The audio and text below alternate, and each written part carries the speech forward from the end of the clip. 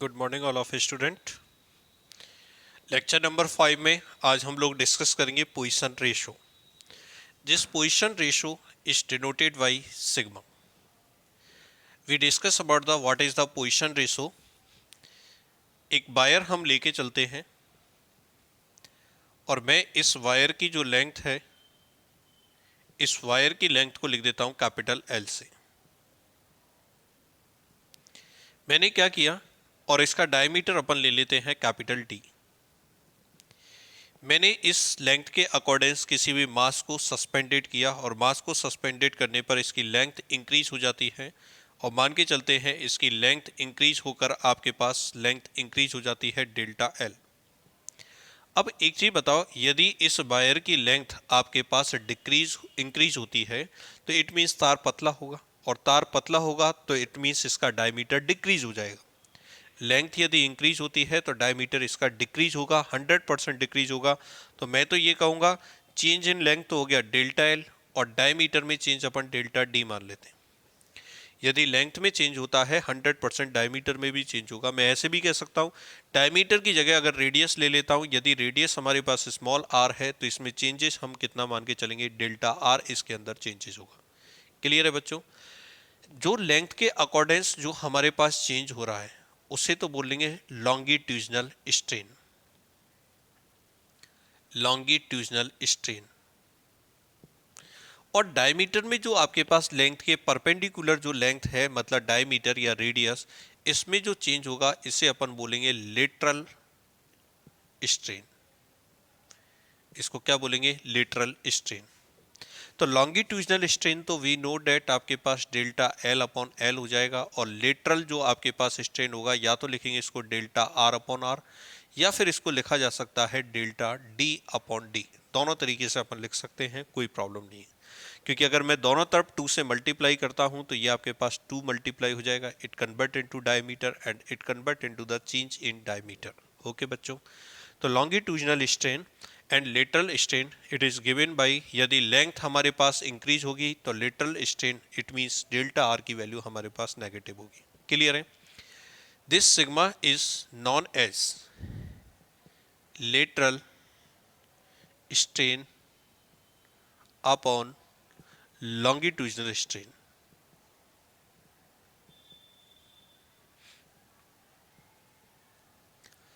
This is lateral strain upon longitudinal strain, ratio of the lateral strain to longitudinal strain. This is known as position ratio. So we can write it sigma is equal to, मैं इसको negative ले लेता हूँ, minus delta R upon R, और longitudinal strain की बात करते हैं तो इसको लिख सकते हैं delta L upon L. This ratio is known as lateral, this is known as position ratio. तो position ratio is sigma is equal to minus del R upon delta L upon L. यदि मैं इसकी theoretical value की बात करता हूँ, theoretical जो value होती है इस सिग्मा की, थ्योरेटिकल वैल्यू इसकी होती है -1 to 0.5।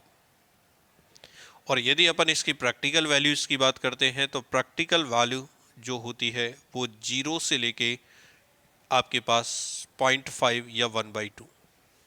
practical value of sigma 0 to 0.5 and theoretical value is -1 to 0.5. This is the position ratio, the value of theoretical value and practical value. तो यहाँ पे जो नई चीज़ अपने को सीखने को मिली वो लेटरल स्ट्रेन है। डायमीटर में जो भी आपके पास चेंज होगा, चेंज इन डायमीटर या change in radius to initial radius, this is known as lateral strain, delta D upon D. Clear है बच्चों? तो यहाँ पर पोजीशन रेशियो आपका कंप्लीट होता है। एक छोटा सा टॉपिक है पोजीशन रेशियो में, क्या पोजीशन रेशियो होता है या इसका फार्मूला याद कर लो, lateral strain upon longitudinal strain. इसकी थ्योरेटिकल वैल्यू दे रखी है और इसकी प्रैक्टिकल वैल्यू हमारे पास गिवन है। क्लियर है बच्चों? नेक्स्ट टॉपिक हम डिस्कस करते हैं।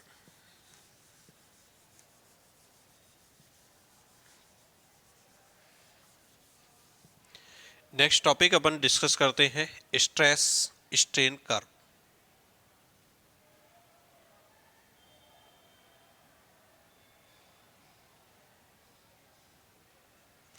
Stress strain curve. इस टॉपिक के अंदर हम लोग क्या करेंगे, स्ट्रेस और स्ट्रेन के बीच में कर्व ड्रॉ करेंगे।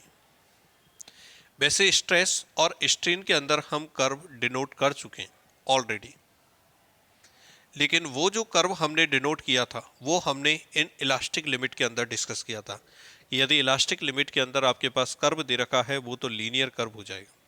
इसके अलावा यदि और ज़्यादा हम किसी भी बॉडी को डिफॉर्म करते हैं, उसमें स्ट्रेन जनरेट ज़्यादा करते हैं, उस कंडीशन के अंदर स्ट्रेस और स्ट्रेन के बीच में कर्व कुछ इस तरीके का हमारे पास होगा।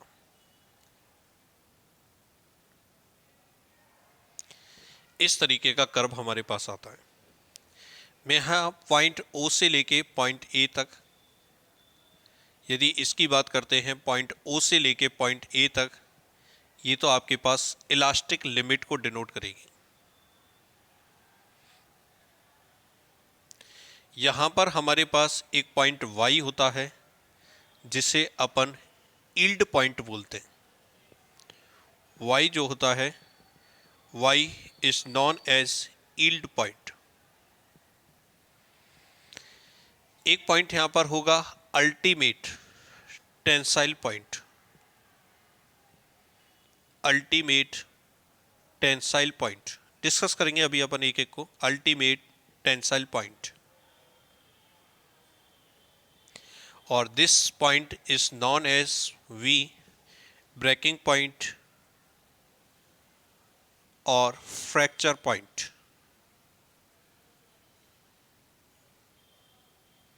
This is known as breaking point और फ्रैक्चर पॉइंट। इनके बीच में भले ही अपन एक पॉइंट और ले लेते हैं C।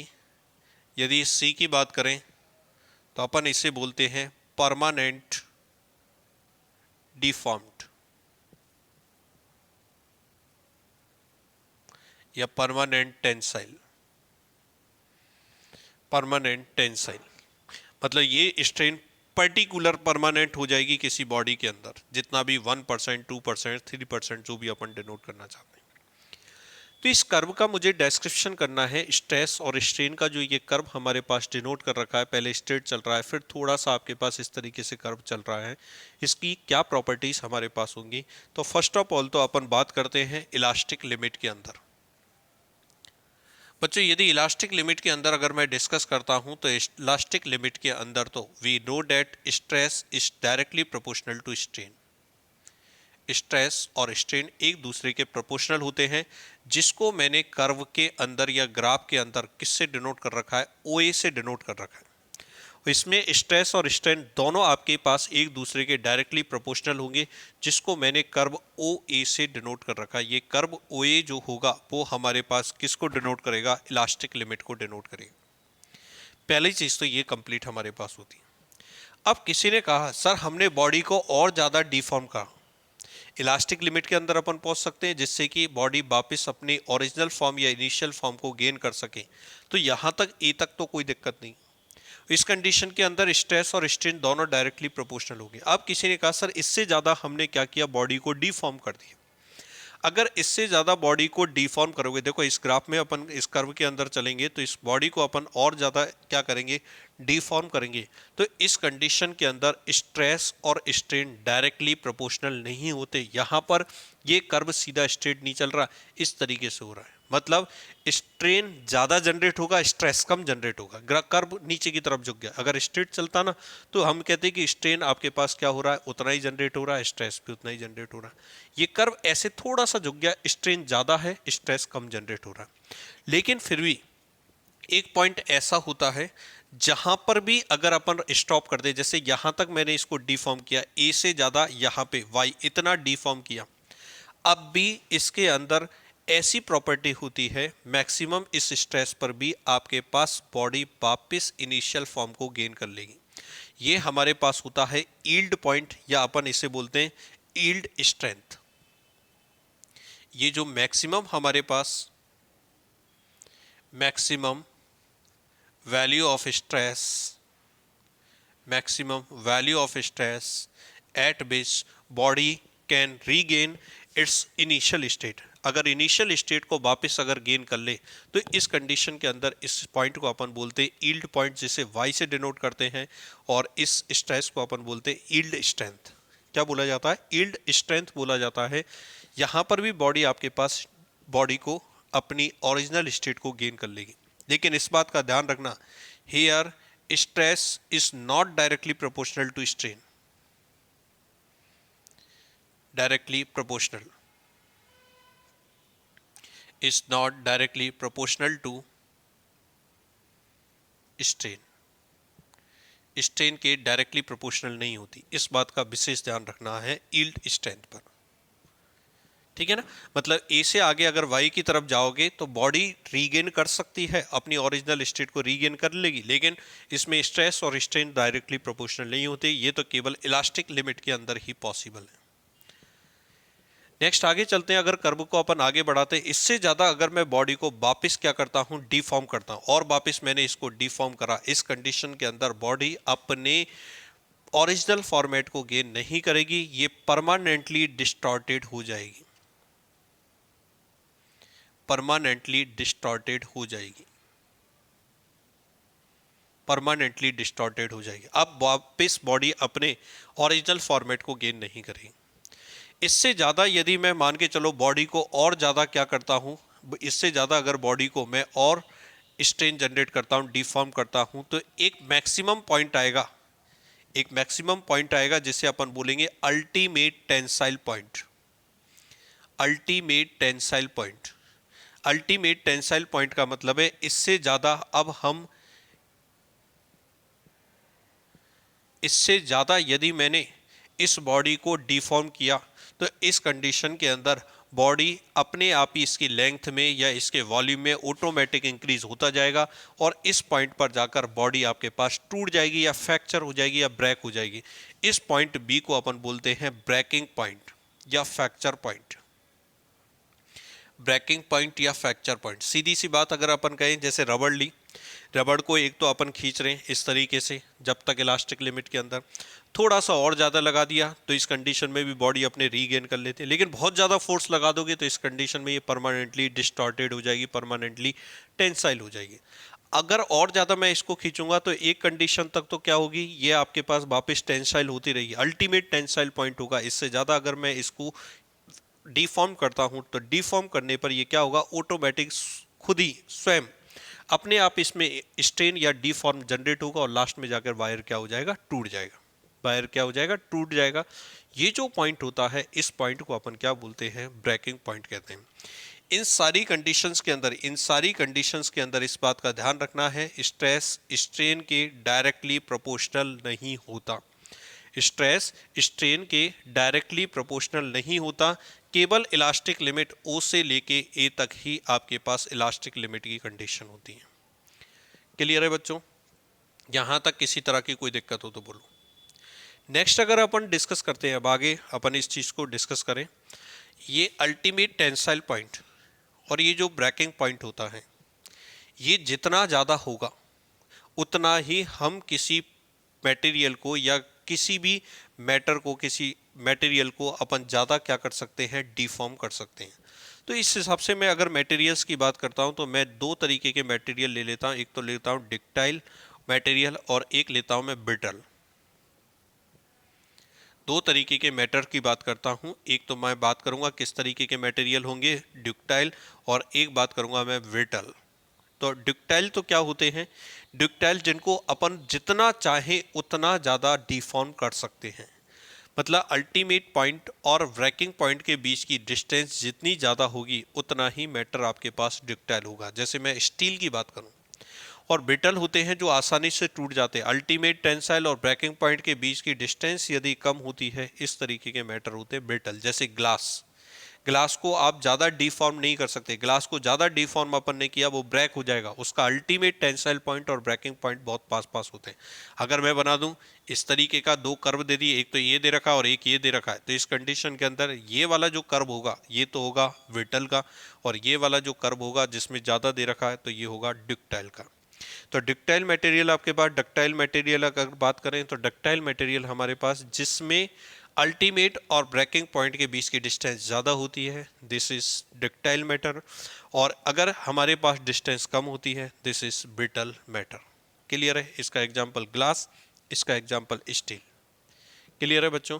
तो इस तरीके से स्ट्रेस और स्ट्रेन के बीच में मैंने कर्व बनाया। ये ध्यान रखना, ये यील्ड पॉइंट मैक्सिमम स्ट्रेस होता है। क्या होता है? मैक्सिमम स्ट्रेस, जिस पर भी मैटर आपके पास वापस ओरिजिनल स्टेट गेन कर सकता है, इलास्टिसिटी की उसके अंदर आपके पास प्रॉपर्टीज अवेलेबल रहेंगी। लेकिन इससे ज़्यादा अगर आपने कर दिया तो फिर परमानेंटली आपके पास डिस्टॉर्टेड हो जाएगा। इस परमानेंटली डिस्टॉर्शन को मैंने पॉइंट सी से डिनोट कर रखा कर्व के अंदर। क्लियर है बच्चों? कोई दिक्कत यहाँ तक?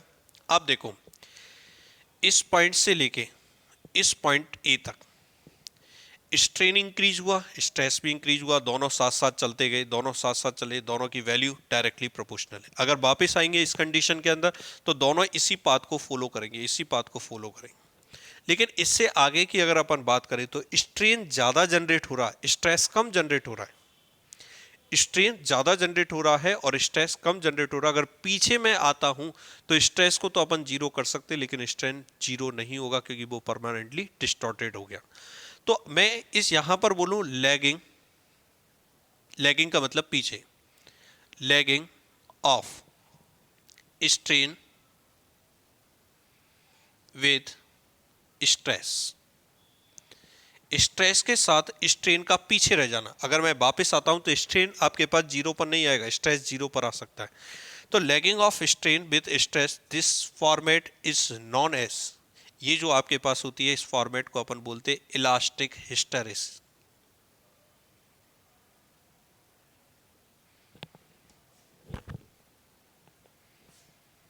इलास्टिक हिस्टेरेसिस एक डेफिनेशन यहाँ पे बनेगी अपने पास, when a body is deformed then why the restoring force the lagging of strain with stress, this format या this property is known as elastic hysteresis. मतलब अगर परमानेंटली ये डिस्टॉर्टेड हो जाती है तो स्ट्रेन तो इसके अंदर अवेलेबल है, लेकिन स्ट्रेस की वैल्यू आपके पास जीरो हो जाएगी। मतलब स्ट्रेन पीछे रह जाना, किसके कंपैरिजन में? स्ट्रेस से पीछे रह जाने की जो प्रोसेस होती है, इस प्रोसेस को बच्चों अपन क्या बोलते हैं? इलास्टिक हिस्टेरेसिस प्रोसेस कहते हैं। This process is known as या this property is known as elastic hysteresis.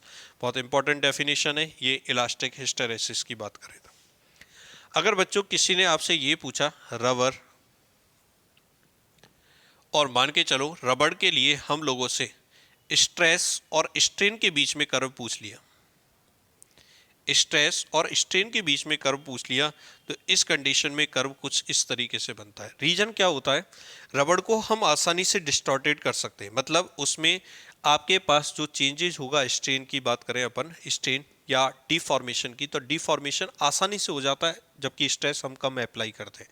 तो यदि स्ट्रेस और स्ट्रेन के बीच में कर्व किसके लिए पूछा जाए? रबर के लिए पूछा जाए, तो रबर के लिए कुछ इस तरीके का कर्व हमारे पास बनेगा। ध्यान रखना, एक नंबर का क्वेश्चन, रबर के लिए यदि स्ट्रेस और स्ट्रेन पूछे तो इस तरीके का कर्व हमारे पास बनेगा, क्योंकि इसमें कम स्ट्रेस से ही हम ज़्यादा स्ट्रेन जनरेट कर सकते हैं, कम स्ट्रेस से ही ज़्यादा स्ट्रेन, ज़्यादा डिफॉर्मेशन हम जनरेट कर सकते हैं। इसलिए इसका कर्व कुछ इस टाइप्स का हमारे पास आता है। तो स्ट्रेन और स्ट्रेस के बीच में जो भी आपके पास कर्व है, इसके बीच का जो डिस्क्रिप्शन है, मैंने सारा डिस्क्रिप्शन आपको बच्चों क्लियर किया। क्लियर बच्चों? नेक्स्ट एक छोटा सा टॉपिक और लेते हैं अपन।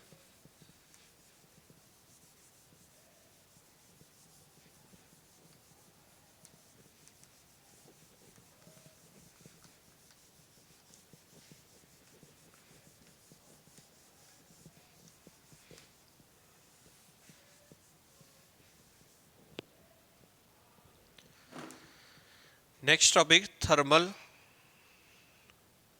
Stress and thermal strain.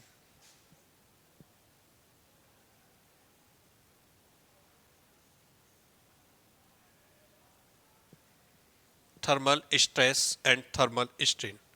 इसके बाद हम लोग पढ़ेंगे एप्लीकेशन ऑफ इलास्टिसिटी, मतलब कहाँ कहाँ पर अपन इस इलास्टिसिटी की प्रॉपर्टीज़ को डेली फॉर्मेट में काम लेते हैं, उसमें अपन डिस्कस करेंगे। तो आज का लास्ट टॉपिक अपन डिस्कस करते हैं thermal stress and thermal strain. मान के चलते हैं ये मेरे पास दो रिजिड बेस दे रखे हैं, इस रिजिड बेस के बीच में मैं किसी वायर को ऐसे सस्पेंडेड कर देता हूँ और अब इसका टेम्परेचर इंक्रीज करता हूँ।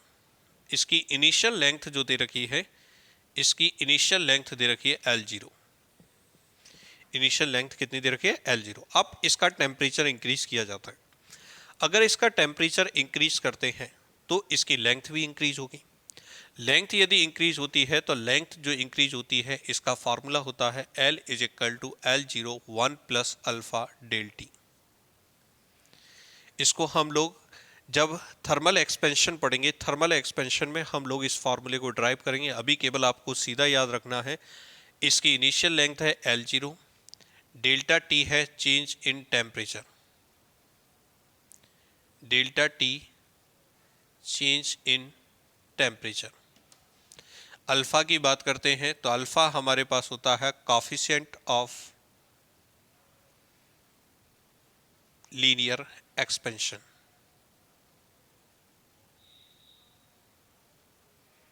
कोफिशिएंट ऑफ लीनियर एक्सपेंशन, ये मेरे पास अल्फा होगा।